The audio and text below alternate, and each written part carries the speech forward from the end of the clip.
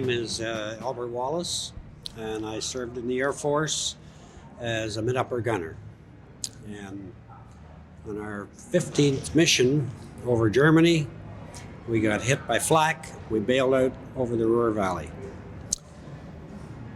5 of our crew survived the jump, and 2 went in with the plane. So how did you feel when you realized the plane had been hit and it was going to go down? What were your feelings going through your head at that point? Well, I was very confused because the plane was on fire and it was a trying time. Cherry Cemetery, we carried the coffins in and then back into the truck, and off we went to an air base for the night. From there we went to Stalag Luff, which was an interrogation camp. I was there for about 10 days, and then off to Stalag Luff 3 North Camp, which was my home for the next 2 years. So give me a typical day. Wake up in the morning, what's a typical day in the camp? Typical day was up and out on a Pell to be counted. Just depended on how good we were, whether we got counted once, twice, or 3 or 4 times. But we had sports activities. Food was limited. Germans weren't very generous, but the Red Cross really came through.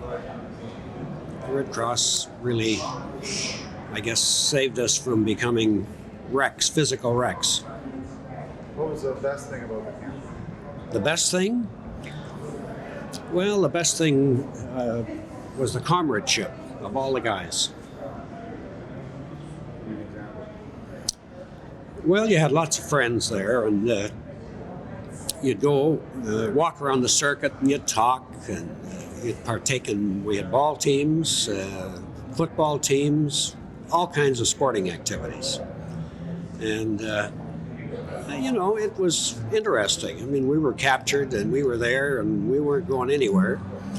A lot of fellows, there was great escape activities going on all the time. And undercover, of course. It's very interesting. Pardon? I never tried to escape, no. I lived in the tunnel room in Block 104 where the tunnel for the Great Escape went out. I lived in there for about 3 months. And it was a very hectic time because the tunnel was in operation a good deal of the time when the coast was clear, and you could never get back into the room.